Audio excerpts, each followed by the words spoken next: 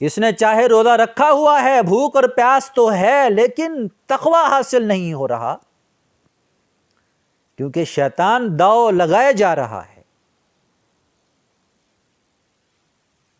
صحیح بخاری کی حدیث مبارکہ، آپ صلی اللہ علیہ وسلم کا ارشاد مبارک کہ شیطان انسان کے ساتھ اس طرح سے ہے، اس طرح دوڑتا ہے اس کے خیالوں میں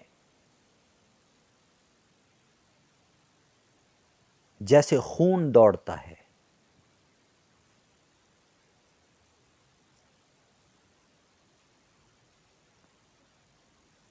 وَلَقَدْ خَلَقْنَا الْإِنسَانَ وَنَعْلَمُ مَا تُوَسْوِسُ بِهِ نَفْسُهُ، اللہ عز و جل نے ارشاد فرمایا یقیناً ہم نے انسان کو پیدا کیا ہے اور ہم جانتے ہیں اس کے نفس کو، اس کے دل کو کون ورغلاتا ہے، کیا چیز ہے جو اسے ٹکنے نہیں دیتی تقوی پر، پرہیزگاری پر۔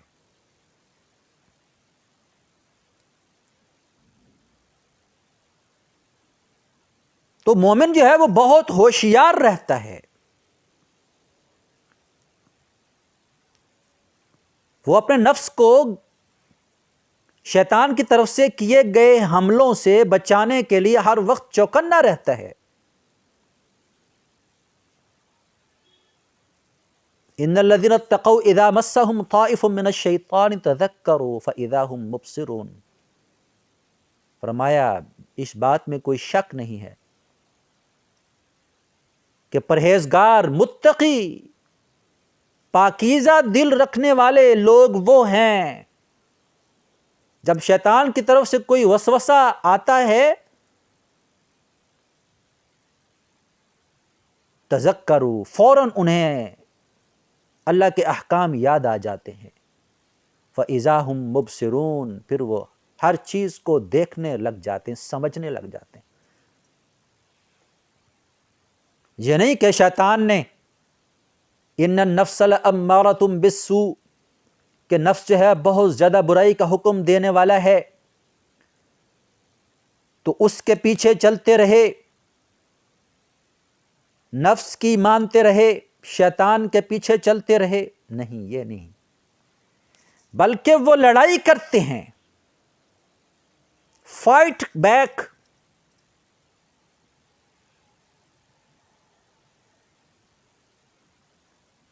مستدرک حاکم کی صحیح حدیث، ارشاد فرمایا المجاہد من جاہد نفسہ فی طاعت اللہ، حقیقی مجاہد، جہاد کرنے والا، لڑائی کرنے والا، فائٹ کرنے والا وہ ہے جو اپنے نفس سے اللہ کی فرما برداری کے لیے لڑتا رہتا ہے، فائٹ کرتا رہتا ہے، اور یہ ایک کانسٹنٹ وار ہے جو ہمارے اندر جاری رہنی چاہیے۔ یہ جو لڑائی ہے، یہ جو جنگ ہے، یہ جب رک گئی، جب شیطان سے صلح کا معاہدہ کر لیا تو پھر تباہی ہی تباہی ہے۔ This war must not be stopped at any moment in your life۔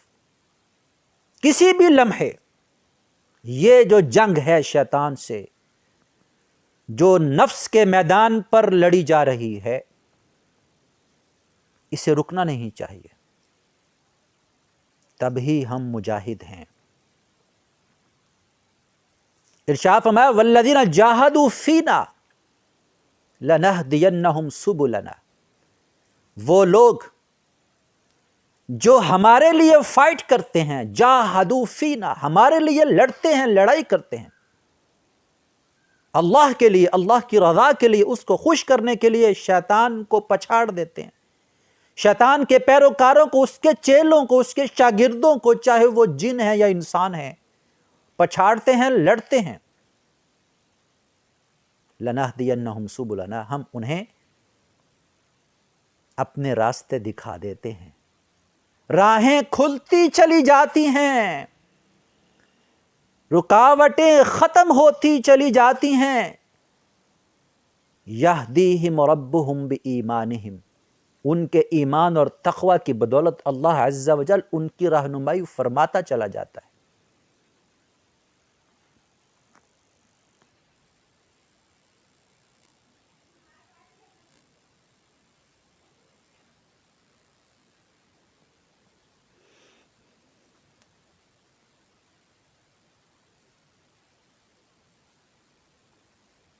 تزکیہ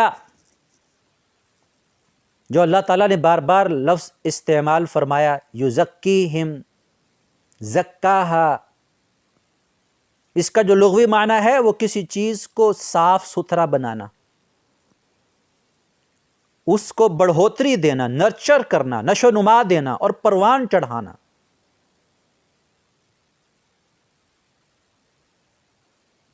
تو دینی طور پر اپنے نفس کو، اپنے دل کو صاف ستھرا کرنا،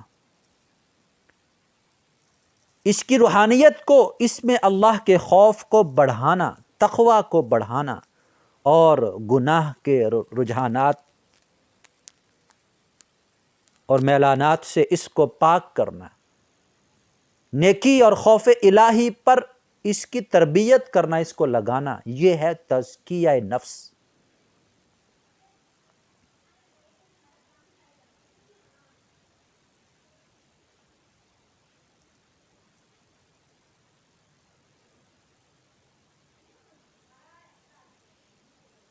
تو غلط رجحانات سے اس کو بچانا، نیکی اور برائی،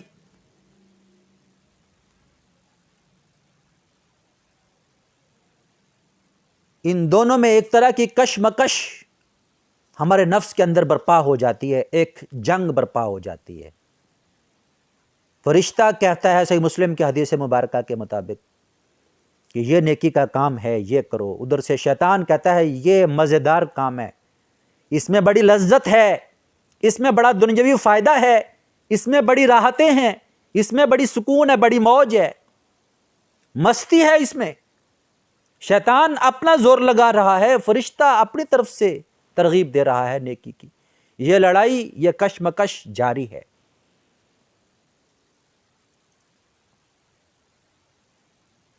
تو ایسے میں تقوی کا راستہ اختیار کرنا، شیطان کو مات دے دینا، یہی تزکیہ ہے، پاک کرنا، گندگی سے، غلاظت سے بچ جانا۔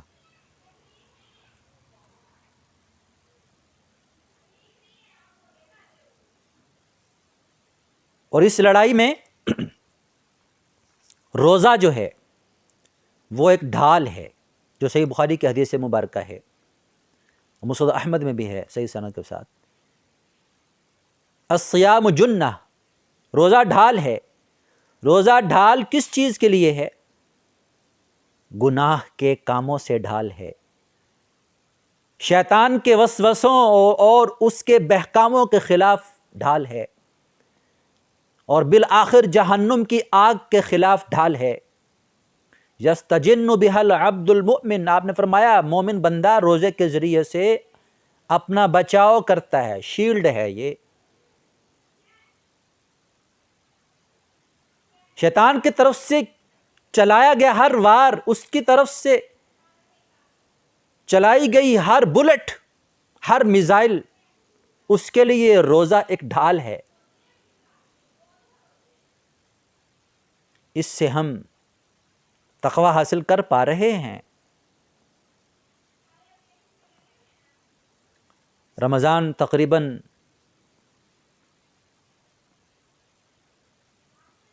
درمیان کا جو عشرہ ہے وہ چل رہا ہے، کل سے انشاءاللہ۔ تو ہم اپنے آپ کو جانچیں، ہم کہاں کھڑے ہیں۔ مقصد صوم جو ہے، روزے کا جو مقصد ہے، وہ کس حد تک ہمیں تربیت حاصل ہو گئی، نفس کا تزکیہ کس حد تک ہو گیا۔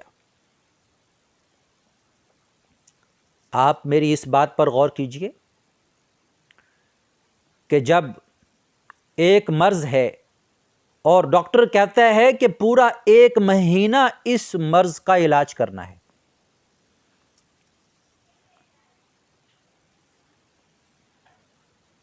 اور 15 16 17 گھنٹے جو ہے وہ آپ نے اس کی میڈیسن لینی ہے، روز لینی ہے، رات کو بھی خوراک لینی ہے۔ روز وہی خوراک ہے، وہی بھوک ہے، وہی پیاس ہے، وہی اللہ عز و جل کی طرف سے لگائی گئی پابندیاں ہیں۔ ایک ہی جیسا عمل ہے روز پورا مہینہ، 29 یا 30 دن۔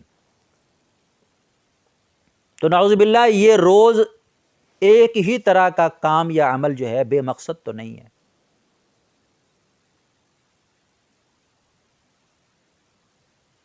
ہم روز اپنے آپ کو پرکھیں، مقصد حاصل ہو رہا ہے یا نہیں، بیٹرمنٹ ہے، بہتری آ رہی ہے، پرہیزگاری میں، تزکیہ نفس میں۔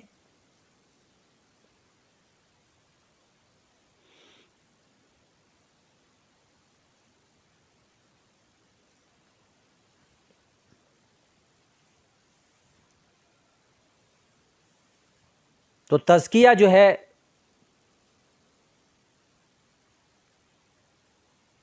دین اسلام میں انتہائی اہمیت کا حامل، نبی صلی اللہ علیہ وسلم کی بعثت کا مقصد تزکیہ ہے، علم کا تزکیہ، عمل کا تزکیہ۔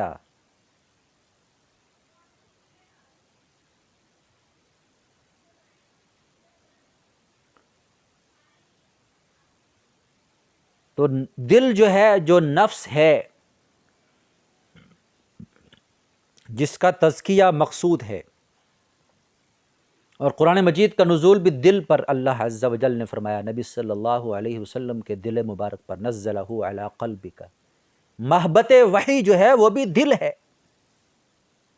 اسی دل کے لیے نبی صلی اللہ علیہ وسلم نے اتنی دعائیں فرمائی، ربنا لا تزغ قلوبنا بعد اذ ہدیتنا وہب لنا من لدنک رحمہ انک انت الوہاب۔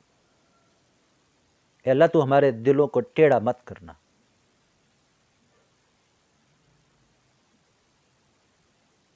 اس کے بعد کہ تو نے ہمیں ہدایت دے دی، اپنی خاص رحمت ہمیں عطا فرما دے، تو بہت عطا کرنے والا ہے۔ اس دل کی اصلاح کے لیے ہی ساری عبادات ہیں، اس دل کی پاکیزگی کے لیے، اس نفس کی پاکیزگی کے لیے ہی ساری عبادات ہیں، سارے اذکار ہیں، سارے ذکر ہیں۔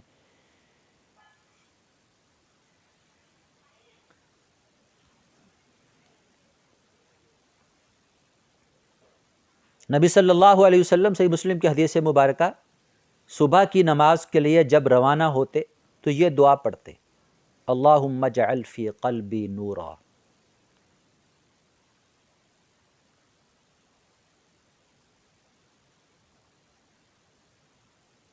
اے اللہ میرے دل کو نور سے بھر دے، میرے دل میں روشنی کر دے، نور ہدایت کی روشنی کر دے۔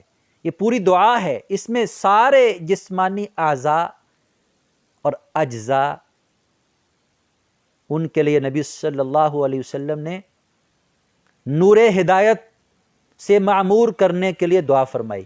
اور سب سے پہلے کیا ہے؟ اللہم اجعل فی قلبی نورا، میرے دل میں نور کر دے، میرے دل کو چمکا دے، کیونکہ جب دل جو ہے وہ چمک جائے گا، دل میں نور آ جائے گا، نور ہدایت آ جائے گا، تو پھر باقی اعضاء بھی انشاءاللہ تعالی اللہ کے احکام پر آمنا و صدقنا کہیں گے۔ لیکن جب دل میں گندگی ہے، نفس میں گندگی، غلاظت ہے، تو پھر باقی اعضاء کیا کر سکتے ہیں؟ کیونکہ دل جو ہے وہی بنیادی عضو ہے جسم کے اندر، اور تقوی دل میں ہی ہوتا ہے۔ اسے مسلم کی حدیث مبارکہ، میں پوری حدیث مبارکہ اس لیے سنا رہا ہوں کہ آپ دیکھیے کس طرح خوبصورتی کے ساتھ، جامعیت کے ساتھ نبی صلی اللہ علیہ وسلم نے اپنے ذاتی عمل کو بھی اور معاشرتی عمل کو بھی، معاملات کو بھی تقوی کے ساتھ جوڑا ہے۔ فرمایا لا تحاسدوا، آپس میں حسد مت کیا کرو، ولا تناجشوا، ایک دوسرے سے مقابلے کے لیے بولی زیادہ نہ لگایا کرو، ولا تباغضوا، ایک دوسرے سے بغض نہ رکھا کرو، ایک دوسرے سے پیٹھ پیچھے باتیں نہ کیا کرو، اور ایک تم میں سے کوئی بھی کسی دوسرے کی خرید کے اوپر اپنی خرید نہ مسلط کرے، اور اے اللہ کے بندو بھائی بھائی بن جاؤ۔ مسلم کا بھائی ہے، وہ نہ اس پر ظلم کرتا ہے نہ اس پر ظلم ہونے دیتا ہے، نہ اس کو حقیر سمجھتا ہے۔ اور پھر فرمایا التقویٰ ہاہنا، تقویٰ یہاں ہوتا ہے۔ اور پھر آپ صلی اللہ علیہ وسلم نے 3 مرتبہ اپنے سینے کی طرف اشارہ فرمایا کہ تقویٰ یہاں ہوتا ہے، تقویٰ یہاں ہوتا ہے۔ پھر آپ نے فرمایا کسی شخص کے برا ہونے کے لیے اتنا کافی ہے کہ وہ اپنے مسلم بھائی کو حقیر سمجھے۔ ہر مسلم دوسرے مسلم پر حرام ہے، اس کا خون بھی، اس کا مال بھی، اور اس کی عزت و آبرو بھی۔ یعنی تقویٰ جو ہے وہ ہمارے تعلقات میں بھی ہونا چاہیے، معاملات میں بھی ہونا چاہیے، تجارت میں بھی ہونا چاہیے، احساسات میں بھی ہونا چاہیے، خیالات میں بھی ہونا چاہیے۔ جب دل تقوی کا گھر ہوگا تو جو لفظ نکلیں گے زبان سے وہ بھی تقوی، اور جو اعمال ہوں گے ارکان کے اعضاء کے وہ بھی تقوی۔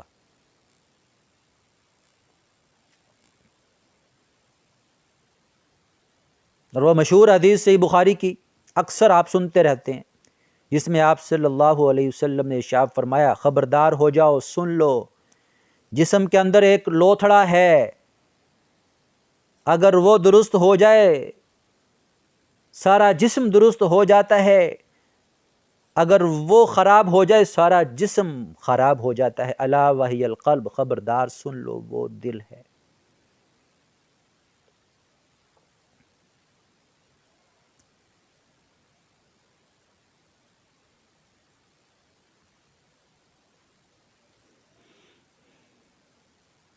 تو تقوی اگر آ جائے ہمارے دلوں میں تو ہمارا عمل بھی تقوی ہو، نیکی ہو، ہمارا قول بھی تقوی ہو، نیکی ہو۔ اَرَأَيْتَ إِن كَانَ عَلَى الْهُدَى أَوْ أَمَرَ بِالتَّقْوَى، اگر وہ شخص ہدایت پر ہے تو وہ نیکی کے، تقوی کے کاموں کا حکم دے گا۔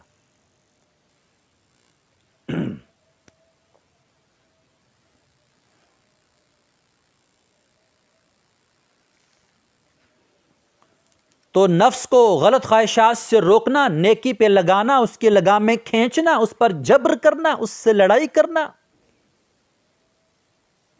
یہی کامیابی ہے۔ وَأَمَّا مَنْ خَافَ مَقَامَ رَبِّهِ وَنَهَى النَّفْسَ عَنِ الْهَوَىٰ، جو اپنے رب کے سامنے کھڑا ہونے سے ڈر گیا اور اپنے نفس کو خواہشات سے روکا، فَإِنَّ الْجَنَّةَ هِيَ الْمَأْوَىٰ، بے شک جنت اس کا ٹھکانہ ہے۔